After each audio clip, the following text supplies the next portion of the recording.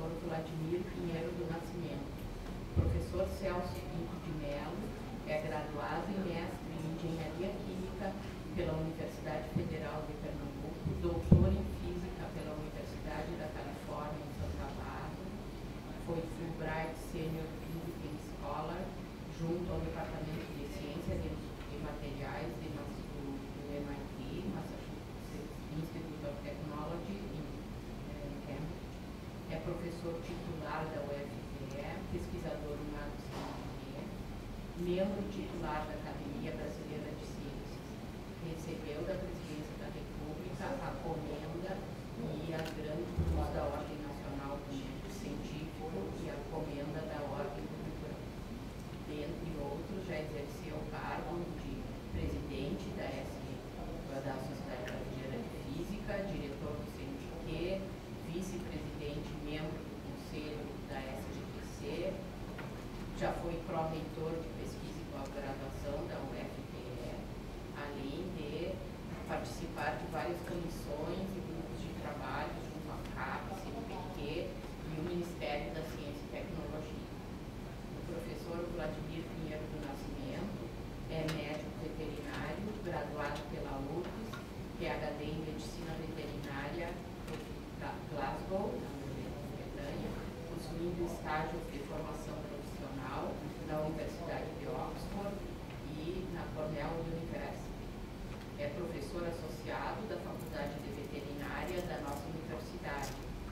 Foi diretor dessa faculdade e atualmente exerce o cargo de pró-reitor de pós-graduação da URGS. É bolsista de produtividade no CNPq, co-líder do grupo de pesquisa junto ao CNPq. Recebeu várias premiações nacionais e internacionais em sua trajetória profissional. Então, eu passo a palavra ao nosso visitante, professor Celso Pinto de Mello. Boa tarde a todos.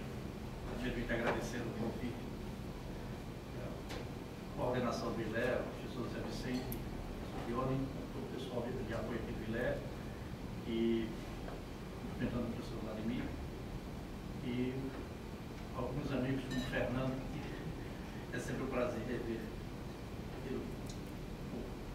Provavelmente ele tem em Porto Alegre, o senhor pergunta para... Você já conhece Porto Alegre? Já veio? Então, óbvio que eu já vim aqui diversas vezes ao Instituto de Física, mas a maior coincidência que eu estive aqui há 15 dias atrás, nessa sala, num evento do Instituto de Química aqui da URGS. Então, é um enorme prazer estar aqui novamente e conversar com você. Houve alguma alteração aqui na gravação e o Hélio, no princípio, estava previsto para estar aqui. Eu imaginei que o Hélio iria fazer uma apresentação. O Hélio é pró-reitor de Santa Maria, e nós dois fazemos parte de uma comissão instituída pelo MEC, que está fazendo a revisão do Plano Nacional de Pós-Graduação 2010-2021. E tivemos uma reunião semana passada e vamos apresentar o CTC da CAPES na próxima terça-feira. E eu imaginei que ele falaria mais sobre, porque estando ele no FOPROP, ele falaria mais sobre a situação da pós-graduação, e eu me reservei o direito de falar um pouquinho sobre o olhar para frente. Ele não estando aqui e eu sendo o primeiro apresentador, então eu vou ter que fazer alguma apresentação do que certamente não é novidade alguma para vocês que estão aqui. É que a pós-graduação brasileira vai muito bem, obrigado. Poucos países do mundo têm a diversidade e a robustez de um sistema de pós-graduação como o nosso, formando próximo a 13 mil doutores por ano, o que isso é um número impactante em qualquer fórum internacional, e com uma produção acadêmica expressiva em diversas áreas e crescente. Olhando por essa janela, por esse cenário, a pós-graduação brasileira está indo muito bem. Tanto que esta comissão de acompanhamento, ela na verdade, só faz 2 comentários mais substanciais sobre o atual plano. O primeiro, que teve que ser totalmente reescrito, diz respeito à internacionalização da pós-graduação brasileira. Por quê? Porque o plano original foi escrito antes do Ciência Sem Fronteira. E o Ciência Sem Fronteira, que mereceria uma outra discussão à parte, ela completamente coloca de cabeça para baixo toda a situação da internacionalização da ciência e da pós-graduação brasileira. Então é óbvio que esse capítulo teve que ser reescrito e, se me permitirem apenas uma frase, há preocupações com a volta dos nossos bolsistas do Ciência Sem Fronteira. Então isso é uma crítica pessoal minha, não está no relatório, mas se você examina o Ciência Sem Fronteira, você vê como um programa muito bom, muito bem pensado, como uma porta de saída para os nossos estudantes. Mas não há, isso faz parte do que eu vou comentar agora, a preocupação ou a colocação de políticas de fixação desse pessoal mais bem qualificado. Quais são as nossas prioridades e essas juventudes, 25 mil jovens, pesquisadores que vão sair a cada ano, nos próximos 4, 5 anos, quando eles voltarem, vai ser a mão invisível do mercado que vai dizer para onde eles vão, ou nós temos uma estratégia de atração e fixação? A resposta, que eu gostaria que não fosse verdadeira, é que nós não temos ainda uma estratégia de fixação desse pessoal. Mas Ciência Sem Fronteira não está em discussão, não é esse o objetivo. E a segunda comentário é com relação a algo que nós ainda não sabemos fazer no Brasil, que é a questão da interdisciplinaridade, da multidisciplinaridade. A minha experiência, não existe instituição mais conservadora do que a universidade, qualquer que seja ela.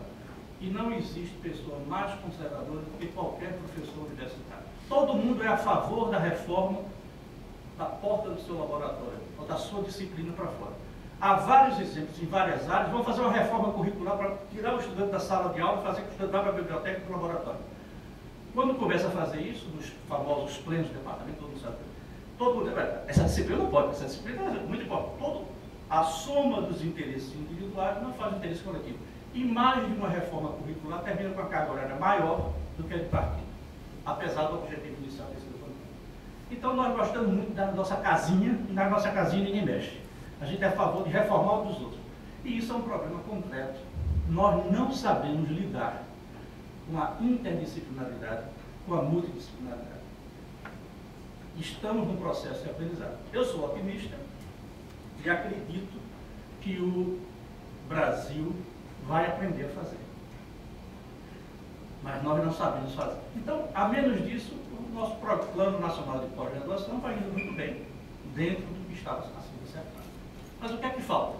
E aí eu me permiti pensar um pouco mais de liberdade. Eu quero dizer que, mais uma vez, que eu vou comentar isso durante o almoço, eu parabenizo a URGS pela existência dessa casa do ILEA. Eu contei da minha experiência frustrada enquanto pró-reitor em Pernambuco de tentar criar algo semelhante, uma escola de altos estudos. Eu acho que é algo absolutamente essencial para as universidades brasileiras, um espaço para que haja liberdade de se pensar de uma maneira mais integrada e de uma maneira mais ousada. E isso faz falta, e talvez essa seja a essência da minha conversa de hoje. Ao ter a honra de ser convidado para vir falar do ILEA, eu pensei, vou fazer o seguinte, eu não vou falar sobre as árvores, eu vou dar um passo atrás e vou falar sobre a floresta. Em outras palavras, eu não vou discutir aqui as famosas avaliações da CAPES que estão para sair. Eu não vou discutir aqui se o Qualis é bom, se o Qualis é ruim, se o paper é raro, porque isso faz parte do dia a dia. Quem está na trincheira tem que sobreviver cuidando disso. A gente, o pró-reitor, deve ter 90% do seu tempo tomado por demandas como essa. O que é que eu faço para melhorar o Qualis? O que é que eu faço para melhorar a qualificação do meu corpo docente e assim por diante. Muito bem. Por esse cenário, o Brasil está indo bem, está ótimo, nos ajustes de sempre, vai melhorar. Eu gostaria de dar um passo atrás e olhar, virar um pouquinho mais longe no horizonte. Onde é que nós não estamos bem? e nós não estamos bem como sociedade brasileira, é a capacidade de pensar o futuro. O Brasil atingiu esse sucesso espetacular, a palavra gasta, mas de ter construído um sistema de pós-graduação robusto em menos de 50 anos. O professor Fernando Zavislak participou da primeira geração aqui, onde a pós-graduação brasileira nos anos 70 começou a ter dimensão nacional. Não existia sistema de pós-graduação, isso é importante para os mais jovens. Não existia sistema de pós-graduação como esforço nacional nos anos 60. Quando Brasília, que é a marca do Brasil moderno, foi inaugurada, o Brasil tinha um curso de pós-graduação a nível de mestrado. Um curso de pós-graduação a nível de mestrado em 1960. Hoje, nós temos, com todos os problemas que tem que ser colocados, evidenciados, mas nós temos um sistema robusto. Quais são os problemas? Há vários problemas. O primeiro deles é a excessiva concentração regional. Se o Brasil quer ser pensado como uma federação, é inadmissível que nós tenhamos a concentração, por razões históricas, que nós entendemos muito bem, no Sudeste brasileiro, em particular no estado de São Paulo. Nós estávamos conversando sobre a última avaliação. Quais seriam as universidades brasileiras que estariam no topo das 100 melhores universidades do mundo? 3 do estado de São Paulo, uma outra do estado do Rio de Janeiro. Não, a gente pode explicar. Olha a história do Brasil. Mas se nós pensamos um pacto federativo, pensamos uma nação moderna, é absolutamente insustentável que se mantenha esta concentração regional. Não que nós vamos atacar a qualidade. Felizmente existe a USP, a Unicamp e tudo mais. A gente tem que se orgulhar disso. A pergunta é por que não existe USP e Unicamp no Ceará, no Amazonas, em Goiás e assim por diante. Quando eu era da SBPC, que fazia várias palestras por aí, eu fazia uma palestra, uma página falsa. A Folha de São Paulo com a seguinte manchete: o estudo sobre as enchentes do Tietê vai ser coordenado pela Universidade Federal do Pará. As pessoas tomavam um susto.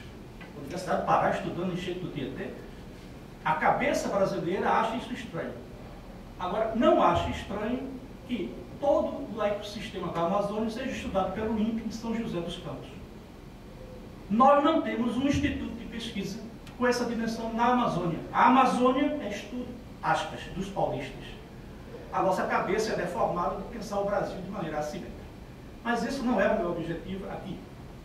Eu queria, eu estou preocupado com o tempo, se eu tivesse que falar aqui 3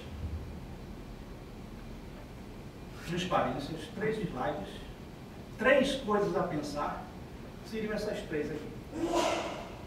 Primeira coisa, esse é um documento que saiu pela Haiti e é um movimento que está em curso nos Estados Unidos, que é o que eles chamam de a nova biologia, o que eles chamam de a convergência das ciências do século XXI.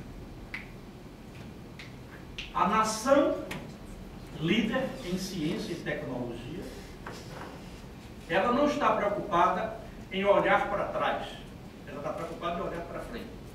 E o subtítulo aqui é o seguinte: o que os Estados Unidos têm que fazer para continuar a ser líder na área de ciências biológicas? E aponta para a convergência. Só vai ser líder se souber trazer engenharia, ciência da computação, biologia, matemática para lidar com os novos desafios do século XXI. Eu me pergunto, onde no Brasil isso está sendo pensado? Tomara que eu tenha levado o dedo. Na minha instituição, eu ficaria muito satisfeito. Desconfio que não há um espaço qualquer no Brasil, a não ser no ILEA, nesse momento, em que isso esteja sendo motivo de preocupação. Nós não estamos lidando com o futuro, estamos preocupados com o quadro da biologia, o quadro da física, o quadro da ciência veterinária e assim por diante, e os desafios do século XXI estão sendo enfrentados de uma maneira totalmente distinta pelos países que já são líderes, mas que querem pensar assim. Qual seria a segunda transparência que eu mostraria a vocês? Como será o Brasil em 2030, 2050? Alguém tem alguma ideia? Nossa geração estará aposentada ou estará lembrada da memória dos nossos alunos. mas os jovens que estão aqui vão viver como profissionais atuantes 2030, 2050. Como será o Brasil? O Brasil será a 4ª maior economia do mundo. Em 2050, ultrapassará o Japão. Isso não foi dito pelo ministro Manteiga num arrobo de ufanismo. Isso é dito pelas agências internacionais, apesar de toda... Ao ouvir a mídia brasileira, a gente pode ficar até com a mania meio paranoica, dizer assim, existe um lugar, eu não sei muito bem se é no Rio, São Paulo, que a grande imprensa brasileira se combina assim, qual é a má notícia da semana? Aí a Veja dá uma péssima notícia, o Jornal Nacional repercute, a Folha de São Paulo da semana, nós temos a crise semanal. Esse país não vai dar certo sem acreditar na mídia. Mas se a gente vai para a mídia internacional, as agências, essas agências não fazem isso por caridade ao Brasil, não. Elas fazem porque querem ganhar dinheiro. A projeção, mesmo depois de todas as nossas dificuldades com sobreviver à crise internacional de 2008, elas apontam, isso é uma correção do famoso documento dos BRICS, onde apontou que o futuro estaria nos países baleia, Brasil, Rússia, Índia, China. Em 2050, apesar das dificuldades conjunturais que o país atravessa, nós estaremos à frente do Japão. O que chama a atenção de que nos preocupar é isso. Porque as 3 maiores economias, China, Estados Unidos, essa passagem vai se dar antes de 2030, e Índia, estarão num patamar bem superior ao resto do mundo. E se vocês olharem aqui, Itália, Espanha, França, elas perderão para países como México, Indonésia e assim por diante. Rússia passará a Alemanha em breve. Indonésia vai superar a França. A geografia econômica e a geografia cultural do mundo está mudando. Então, quando a revista The Economist diz que o Brasil não é um país sério, que não se deve investir, será que é mesmo um interesse jornalístico ou é um interesse velado de dizer que o Brasil está começando a competir com o Reino Unido na atração de capital estrangeiro? Então, quanto melhor a gente disser que esse país não vai dar certo, melhor para a gente. Ou seja, não existe imprensa totalmente livre de outros fatores. É preciso entender. A pergunta é assim, onde na mídia brasileira, onde na universidade brasileira, onde na pós-graduação brasileira, isso está sendo discutido? Em Recife não está. Em Porto Alegre está, tomara que sim. Alguém, e esse alguém tem que ser a universidade brasileira. A pós-graduação brasileira tem que ser capaz de internalizar esses desafios e enfrentar esses desafios. Se a gente tiver tempo, eu posso elaborar sobre isso. E qual seria a terceira transparência? Essa terceira transparência não foi feita pelo Eike Batista para vender a OGX. Essa transparência foi divulgada há 15 dias atrás pela Agência Internacional de Energia. O que é que ela aponta? Não sei se está todo mundo dando para ver. Ela aponta a produção de petróleo até 2025. E ela coloca, e aqui em amarelo, de 2025 a 2035. Veja esse dado. É o começo de funcionamento do pré-sal. O Brasil vai colocar mais petróleo no mercado internacional até 2025 do que todo o Oriente Médio. Vocês sabiam disso? Isso foi divulgado há 15 dias. Onde vocês leram isso? Em qual jornal? Em qual noticiário? Em qual revista semanal? Onde na universidade brasileira nós estamos discutindo esses dados? A pós-graduação brasileira deveria ser o local onde nós tínhamos que refletir, produzir intelectualmente e internalizar se esses fatos são verdade. E eu apresentei dados que não são dados, em princípio, viciados. São dados apresentados para agências internacionais e organismos internacionais.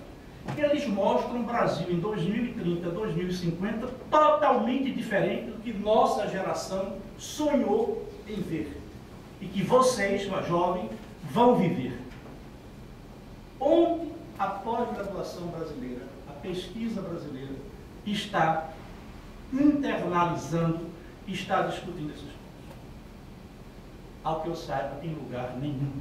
E certamente não é na comissão que eu faço parte na Casa. Tomara que ela vai continuar, a partir de agora, discutindo alguma coisa fundamental que nós da SBPC defendemos há mais de 10 anos atrás. É a legitimação de uma agenda nacional de pesquisa. O que é uma agenda nacional de pesquisa? É aquilo que todo país faz, de maneira explícita ou de maneira implícita. De maneira explícita, como os Estados Unidos, como é que a gente vai revolucionar a biologia para continuar a ser líder mundial? Ou de maneira implícita, onde ela não diz, mas o financiamento vai nessa direção. Quem não tem a sua própria agenda nacional de pesquisa, segue a dos outros, porque segue a moda. Qual é o paper que vai ter maior fator de impacto? E vai naquela direção. Essas coisas obedecem a uma lógica econômica, obedecem a uma lógica de soberania nacional. E é fundamentalmente importante que o Brasil seja capaz de refletir maduramente, criticar se esses dados não forem corretos, mas, sendo corretos, preparar estruturalmente os seus programas de pós-graduação, preparar intelectualmente a sua juventude para, com a complexidade que o Brasil tem, as dificuldades que nós temos, sermos capazes de usar essas informações em nosso favor. De maneira que em 2030, 2050, esse país possa finalmente realizar esse sonho de ser o país do presente e não mais o país do futuro. Não existe nenhuma lei histórica dizendo que as nações têm que dar certo. Várias nações não deram certo ao longo da história. Várias nações pareciam que iam dar certo e não deram. Nós estamos num momento único. E por que esse momento único? Porque nós estamos num crossover demográfico. Até 2030, 2040, este país ainda terá uma demografia de país jovem. Este país ainda terá mais jovens entrando no mercado de trabalho do que pessoas indo para a aposentadoria. Em algum instante, entre 2030 e 2040, nós vamos assumir a demografia de um país envelhecido. E aí fica mais difícil mudar. No instante que tiver mais pessoas de cabelos brancos que jovens entrando no mercado de trabalho, fica muito mais difícil criar as oportunidades. Até lá, no entanto, nós temos 20 anos, 30 anos a nosso favor. Cada dia, jovens, maior número de jovens entrando no mercado de trabalho e cada vez mais jovens mais bem educados. Porque se fala o que se queira falar da educação brasileira, ela é hoje muitíssimo melhor do que era uma geração atrás. Este país está progredindo substancialmente também na educação básica, na educação média e na educação fundamental. E para que vocês não tomem minha palavra como força de lei, basta examinar os dados do INEP ou até mesmo do recente PISA que foi lançado essa semana. Bom, eu estou me aproximando dos 30 minutos, então como eu disse, eu gostaria de, se tivesse que apresentar 3 transparências, apresentar essas 3 transparências. Porque o mais seria elaborar sobre isso. Essa convergência, deixa eu ver se eu acho. Essa convergência, e a convergência definida, esse novo paradigma de juntar healthcare, saúde, com energia, alimentos, clima e água. Isso envolve essa sinergia que só os países desenvolvidos têm. E uma característica da ciência brasileira é que nós temos pegada de gente grande. Ou seja, diferentemente de outros países na nossa situação, nós não somos bons apenas em física ou agricultura ou veterinária. Nós somos razoavelmente bons, porque poderíamos ser muito melhores em qualquer área, mas nós somos razoavelmente desenvolvidos em diversas áreas. E a nossa trajetória de crescimento, de produção acadêmica e intelectual, é muito sadia em diferentes áreas. Portanto, nós precisamos apenas amadurecer, refletir e usar essa nossa força a nosso favor. Aqui tem um timeline, eu não vou ter tempo de discutir, mas ele mostra as três revoluções da biologia, onde ele aponta, esse é um documento da Academia Nacional de Ciência Americana, e reforçado pelo MIT, é a revolução da convergência acontecendo agora, em 2010. Lá está sendo objeto de documentos de reflexão. E aqui, ao melhor do meu conhecimento, nem a nossa academia, nem a nossa SBPC ainda foram capazes de internalizar e discutir esses assuntos.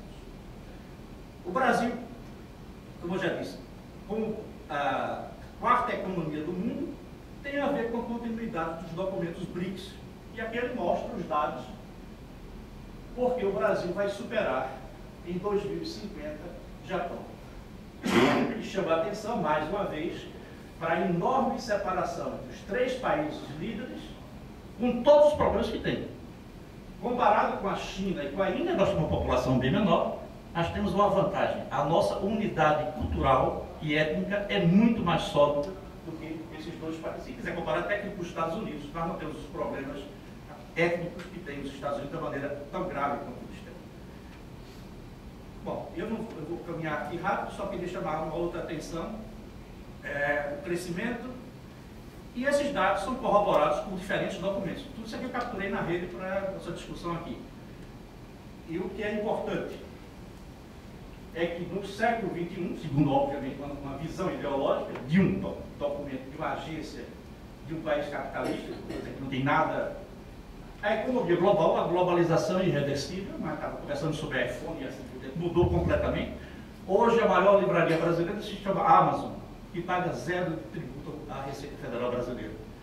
Uma das maiores empresas brasileiras, de atividade no Brasil, se chama Google, paga zero de imposto de renda. Portanto, a nossa globalização tem que ser pensada de uma maneira irreversível. Ninguém vai entender. Vamos expulsar a Google e a Amazon do Brasil. Temos que aprender a viver com essa situação.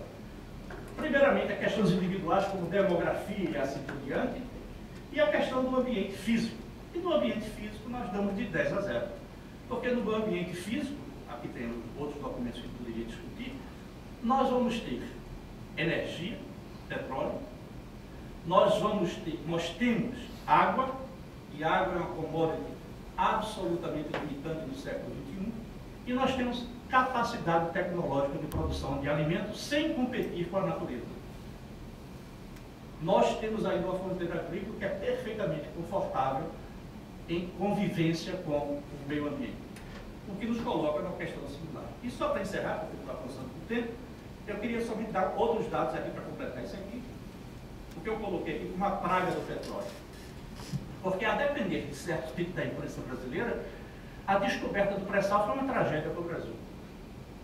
Ah, que coisa complicada, e o meio ambiente, e isso vai trazer a famosa doença holandesa. Os mais jovens ainda não conhecem isso aqui.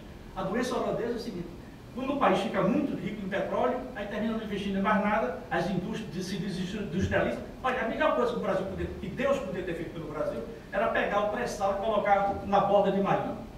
Resolvi o problema brasileiro, porque a gente não teria esse aborrecimento de ter petróleo. É óbvio que eu estou ironizando.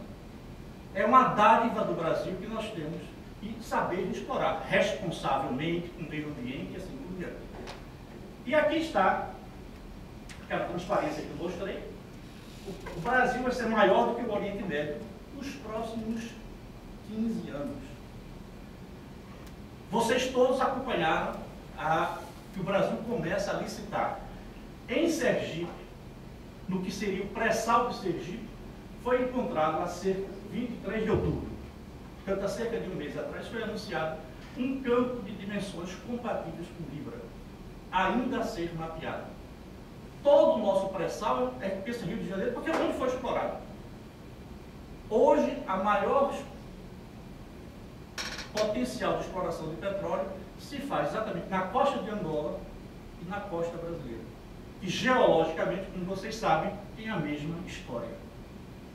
Então o pré-sal ainda vai nos dar surpresas. E, só para completar, na semana seguinte que houve o leilão de Libra, foi anunciado que o campo de Franca, quem ouviu falar do campo de Franca?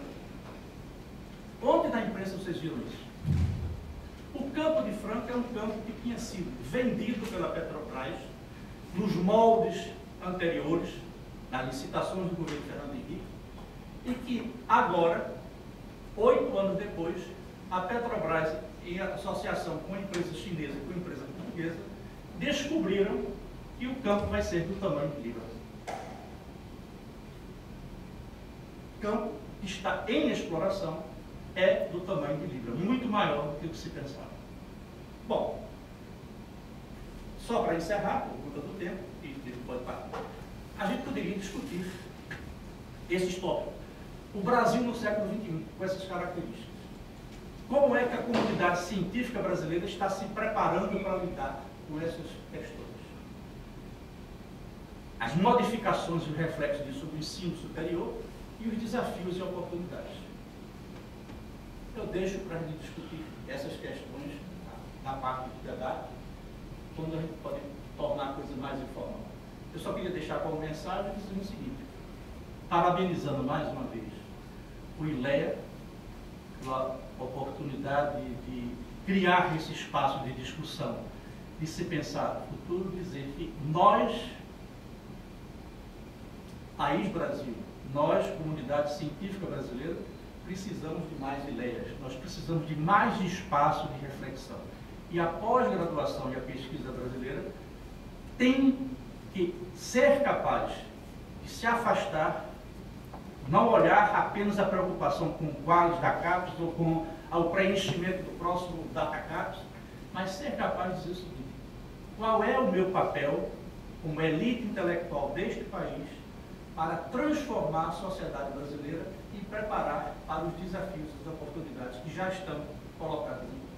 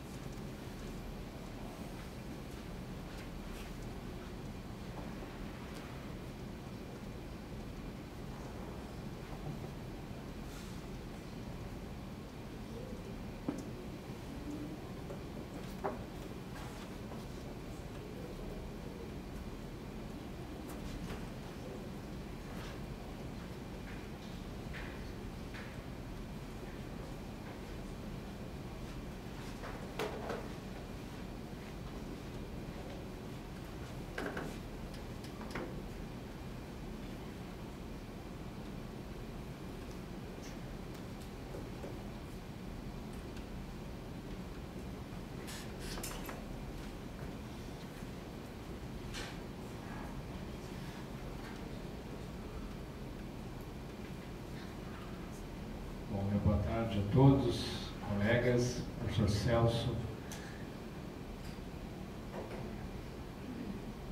É um grande prazer poder estar aqui.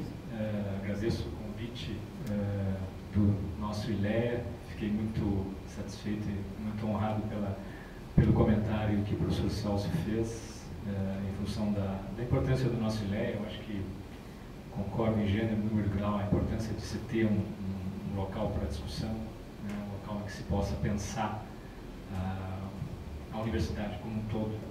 Então, acho que é bastante útil e nós comentávamos um pouco antes a quantidade de pessoas que vieram aqui esse ano e que puderam fazer a sua contribuição e se pôde fazer várias discussões sobre assuntos muito interessantes. Eu concordo em todos os níveis com o que o professor Celso colocou e me chama a atenção porque nós concordamos num ponto que eu acho extremamente importante, que é o fato de que, se a gente for olhar para a imprensa brasileira, realmente nós vamos estar com a impressão de que o Brasil está para quebrar a qualquer momento.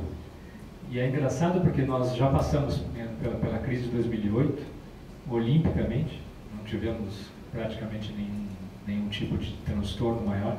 No entanto, essas informações que nós temos a respeito de outras possibilidades que o Brasil tem, elas ficam esquecidas dentro de algumas questões que acabam ficando meio paroquiais, assim, que a gente acaba discutindo coisas que não vêm ao caso, e isso dá a impressão de que nós estamos à beira do precipício, quando nada, a mim como leigo, como cidadão, nada me faz pensar de que isso seja verdadeiro, embora é claro que nós tenhamos problemas como qualquer outro país.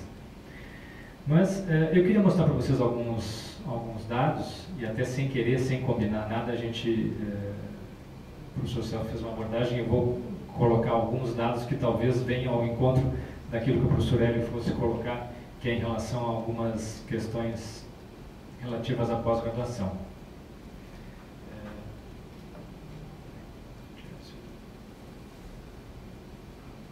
Bom, se nós formos olhar, comparar com o número de matriculados na pós-graduação no Brasil, nós vamos ver que esses dados foram apresentados pelo professor Lívio, numa das palestras que ele fez para o Fórum de Pró-Reitores. É uma coisa que chama a atenção, porque nós vamos ver que, no caso da pós-graduação, nós vamos ter uma curva de alunos nas escolas públicas, que é muito maior do que nas universidades privadas. E se nós formos comparar esse dado com o dado da graduação, nós vamos ver que o dado é completamente o oposto. Ou seja, na pós-graduação nós temos uma predominância eminentemente das universidades públicas, já no caso da graduação, uma inversão. Essa inversão, todo mundo aqui já lembra quando isso ocorreu. O grande descolamento que houve no número de matrículas foi durante a década de 90. Nesse momento houve uma inversão, ou pelo menos não digo uma inversão, mas houve um descolamento realmente bastante grande, e as universidades particulares então passaram a ter grande parte das matrículas na graduação. No entanto, na pós-graduação é indiscutível que nas públicas nós continuamos com um número de matrículas infinitamente maior. Mas ainda nós temos um número baixo de pessoas, no caso, para cada 1000 habitantes, nós temos uma média no Brasil de pessoas com mestrado, e esses dados são dados recentes de um levantamento que foi feito, um trabalho muito interessante, recomendo a leitura, que o título é Mestres 2010, foi feito, e claro, ele não pega só mestrado, pega doutorado também. Nós temos uma média de 5,36 mestres para cada 1000 habitantes entre 24 e 65 anos aqui no Brasil. Sendo que a região sudeste, sul e centro-oeste tem um nível um pouco maior do que a média. Nós, no caso, aqui estamos com o Rio Grande do Sul, na região sul, com 6 mestres por cada 1000 habitantes. Mas se nós formos olhar os doutores, nós vamos ver que essa média baixa para 1,94 no Brasil, nessa mesma faixa etária, a cada 1000 habitantes, e a região sul está mais ou menos na média brasileira. A região sudeste está acima, a região centro-oeste está um pouquinho abaixo, e aí, conforme o professor colocava, norte e nordeste tem um número menor. E eu olhava esses dias no Jornal da Ciência, da SBPC, tinha uma charge muito interessante, que pena que eu não trouxe agora aqui, mas a charge mostrava 2 universidades mais, digamos, do interior do país, recebendo uma reprimenda por parte de algum órgão de fomento, ou eventualmente até órgão do Ministério da Educação, alguma coisa assim, a respeito dos rankings. E dizendo que eles não estavam bem nos rankings, mas os rankings, na verdade, eles de alguma forma eles padronizam a informação e todos têm que se adaptar a um padrão basicamente definido, alguns inclusive definido por quem está fora do país. Agora mesmo nós comentávamos antes a questão do ranking do jornal Times, na Grã-Bretanha. Esse ranking, ele basicamente, um dos pontos principais que ele avalia é a questão das aulas em inglês. E aí a gente fica pensando, é uma coisa que nós temos que fazer, é uma coisa que nós estamos tentando incentivar e tal, mas não é uma mudança que vai ser muito simples de ser feita dentro da nossa cultura aqui no Brasil, porque não há esse costume. Né? Na pós-graduação ainda nós vamos ter condições de de avançar talvez mais rápido, mas assim como nós temos áreas que hoje dentro da nossa própria universidade já estão oferecendo aulas de pós-graduação em inglês, eu citaria aí rapidamente 2 ou 3, por exemplo, na engenharia, na informática e agora em pelo menos uma das áreas da medicina também está sendo oferecida. Mas não é uma coisa que nós vamos poder dizer que a partir de, sei lá, daqui a 5 anos nós vamos ter todas as áreas da nossa universidade com aulas em inglês. Não vai ser uma coisa tão simples assim, né? Vai ser uma coisa que vai demorar. Se ela for possível, ela vai demorar um bocado para ela conseguir se efetivar. Até porque a nossa universidade é uma das que pode ser considerada uma universidade com todas as áreas do conhecimento. Então, se nós formos falar sobre a questão produtiva, a questão de mercado de trabalho, enfim, para as áreas das ciências humanas, nós vamos ter uma outra visão. A visão muda bastante. Bom, aqui tem a distribuição percentual da população em termos de nível de instrução, e a gente vê que nós estamos ainda bastante, devendo bastante aqui. Temos apenas 0,1% da nossa população tem doutorado, 0,32% tem mestrado, já temos aí 7,5%, praticamente 7,5% do nível superior, mas vejam aqui o fundamental incompleto, é praticamente a metade da população brasileira. Então, assim, nós temos um caminho que ele tem que crescer em conjunto. Talvez, inclusive, esse recurso do pré-sal, já que ele foi já destinado, grande parte dele para a educação, felizmente, né, por uma iniciativa extraordinária que foi tomada, mas isso não vai ser uma coisa muito rápida de ser solucionada. Esse slide aqui, o professor Lívio mostrou e eu achei interessante, depois fui buscar dentro desse relatório, parte desse mesmo relatório sobre os mestrados. É o ganho educacional, ou seja, o bônus educacional em termos de salário, em termos de remuneração.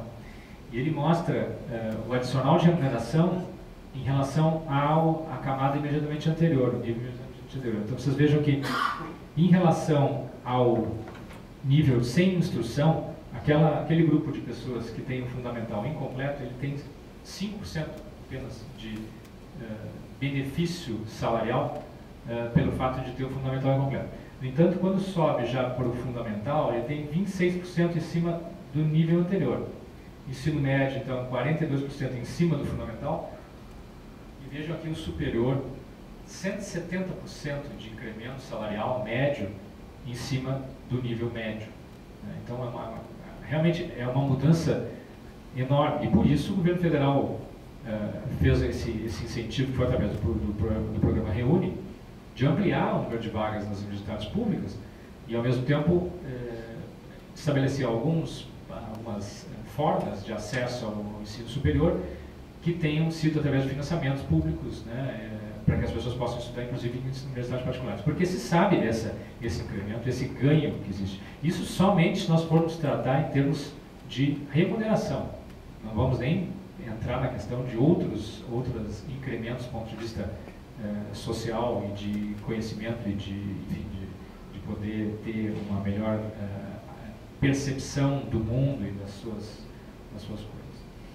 No mestrado, então, 83% sobre quem tinha só o nível superior, curso superior, e doutorado ainda mais 35%.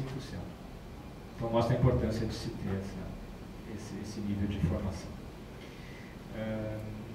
Deixa eu passar para isso aqui. Isso aqui mostra em relação aos países, né, o número de portadores de título de doutor por 1.000 habitantes nessa mesma faixa etária. Vocês vejam que nós estamos aqui com 1,4 nessa escala que foi 1,4, vocês viram que ali já está um pouco mais alto agora.